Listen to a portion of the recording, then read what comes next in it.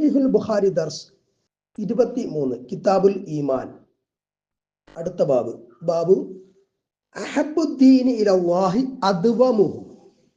ദീനിൽ അള്ളാഹുവിന് അഹബ്ബായത്, ഏറ്റവും പ്രിയങ്കരമായത്, അല്ലെങ്കിൽ കൂടുതൽ പ്രിയങ്കരമായത് അദ്വമുഹു, പതിവാക്കുന്നതാണ്. അതായത് കൂടുതൽ പതിവായി ചെയ്യുന്ന കാര്യങ്ങളാണ്, പതിവായി ചെയ്യുന്ന കർമ്മങ്ങളാണ് ദീനിന്റെ നടപടികളിൽ അള്ളാഹുവിന് കൂടുതൽ പ്രിയങ്കരമായത് എന്നത് സംബന്ധിച്ച് പറയുന്ന അധ്യായം. ഹദീസ് നമ്പർ 43. حدثنا محمد بن المثنى حدثنا يحيى عن هشام قال أخبرني أبي عن عائشة أن النبي صلى الله عليه وسلم دخل عليها وعندها امرأة. ആയിഷ റളിയല്ലാഹു അൻഹ അവകളിൽ നിന്നുള്ള നിവേദനം, അന്നൻ നബി സല്ലല്ലാഹു അലൈഹി വസല്ലം, നിശ്ചയം നബി സല്ലല്ലാഹു അലൈഹി വസല്ലമ ദഖല അലൈഹ, അവരുടെ അടുത്ത് പ്രവേശിച്ചു. ആയിഷ റളിയല്ലാഹു അൻഹയുടെ റൂമിലേക്ക് നബി സല്ലല്ലാഹു അലൈഹി വസല്ലമ വന്നു. വഇൻദഹ ഇംറഅത്തുൻ, അവരുടെ അടുത്ത്, ആയിഷ റളിയല്ലാഹു അൻഹയുടെ അടുത്ത് ഒരു സ്ത്രീ ഉണ്ടായിരുന്നു. ആ സ്ത്രീ ആരാണ് എന്ന് ഇവിടെ ഈ ഹദീസിൽ പറയുന്നില്ലെങ്കിലും മറ്റു ചില ഹദീസുകളിലും ഇതിന്റെ വിവരണങ്ങളിലും കാണുന്നത് ആ സ്ത്രീ ഖദീജ റളിയല്ലാഹു അൻഹയുടെ കുടുംബത്തിൽപ്പെട്ട ഹൗല ബിൻത് തുവൈത്ത് റളിയല്ലാഹു അൻഹ എന്ന സ്വഹാബി വനിതയായിരുന്നു എന്നാണ്. അങ്ങനെ നബി സല്ലല്ലാഹു അലൈഹി വസല്ലമ ആയിഷ റളിയല്ലാഹു അൻഹയുടെ അടുത്തേക്ക് ചെന്നപ്പോൾ അവിടെ ഒരു സ്ത്രീ ഉണ്ട്. ഖാല, അപ്പൊ നബി സല്ലല്ലാഹു അലൈഹി വസല്ലമ ചോദിച്ചു, മൻ ഹാദിഹി, ഇത് ആരാണെന്ന് ചോദിച്ചു. മറ്റു ചില റിപ്പോർട്ടുകളിൽ നിന്ന് മനസ്സിലാകുന്നത് നബി സല്ലല്ലാഹു അലൈഹി വസല്ലമ ചെന്നപ്പോൾ ആ സ്ത്രീ എണീറ്റു പുറത്തേക്ക് പോയി. പുറത്തു പോയ ശേഷമാണ് നബി ചോദിക്കുന്നതും ആയിഷ റളിയല്ലാഹു അൻഹ മറുപടി പറയുന്നതും. ഖാലത്ത്, അപ്പൊ ആയിഷ റളിയല്ലാഹു അൻഹ മറുപടി പറഞ്ഞു, ഫുലാന, ഇന്നാലിന്നയാളാണ്. ആ ആളാരാന്ന് പറഞ്ഞിട്ടുണ്ടാവും, ഇന്നാലിന്നയാളെന്ന് പറഞ്ഞു.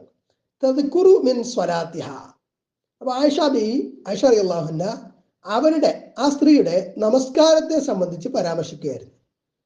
അതായത് ആ സ്ത്രീയെ സംബന്ധിച്ചുള്ള മദ്ഹ് ആ സ്ത്രീ പോയ ശേഷമാണ് പറയുന്നത്. ഒരാളുടെ സാന്നിധ്യത്തിൽ അയാളുടെ മദ്ഹ് പറയുന്നത് നിരോധിച്ചിട്ടുണ്ട്. എന്നാൽ അതിന് ഫിത്ന ഭയക്കുന്നില്ല, ഫിത്നയിൽ നിർഭയത്വം ഉണ്ടെങ്കിൽ ചില സാഹചര്യങ്ങളിൽ പറയാം എന്നും ഉണ്ട്. ഏതായാലും ഇവിടെ ആയിഷ റളിയല്ലാഹു അൻഹ ഈ സ്ത്രീ പോയ ശേഷമാണ് ഇത് പറഞ്ഞത് എന്നാണ് മനസ്സിലാവുന്നത്. അവരുടെ നിസ്കാരത്തിന്റെ വണ്ണവലിപ്പത്തെക്കുറിച്ച് പറയണം, നിസ്കാരത്തിനെ കുറിച്ച് പരാമർശിച്ചുകൊണ്ടിരുന്നു എന്നാണ്.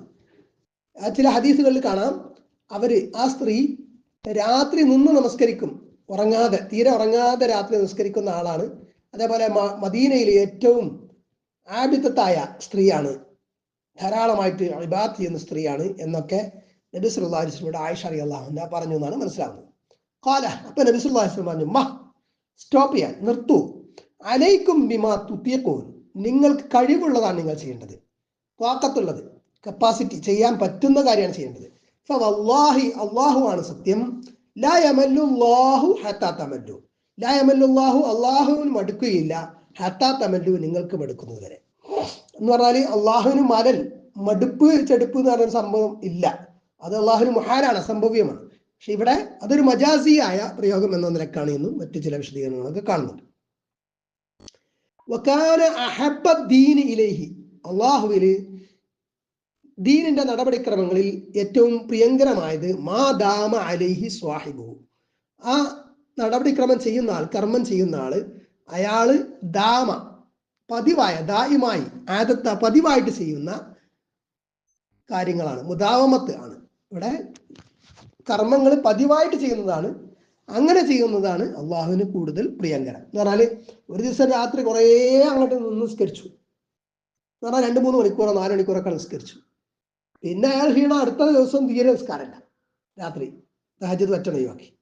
അല്ലെങ്കിൽ ഒരാഴ്ച നിസ്കരിച്ചു, പിന്നെ പറ്റ ക്ഷീണം, പിന്നെ നിസ്കരിക്കാൻ വയ്യ, അല്ലെങ്കിൽ പിന്നെ മടുപ്പ്, അങ്ങനെ നിസ്കാരം ഉപേക്ഷിക്കുക, അത് അള്ളാഹുവിന് ഇഷ്ടമുള്ള പ്രവൃത്തിയല്ല. അതേസമയം അയാൾ ഒരു അരമണിക്കൂറാണ് നിസ്കരിക്കുന്നതെങ്കിലും, അരമണിക്കൂറാണ്, അല്ലെങ്കിൽ 10 മിനിറ്റാണ്, അല്ലെങ്കിൽ ഒരു 20 മിനിറ്റാണ് രാത്രി നമസ്കാരം അയാളെ കൊണ്ട് പറ്റുന്നത്, അയാൾ അത്രേ നിസ്കരിക്കുന്നുള്ളൂ, എങ്കിലും അത് പതിവായി ചെയ്യാം, അതാണ് അള്ളാഹുവിന് കൂടുതൽ പ്രിയങ്കരമായിട്ടുള്ള കാര്യം.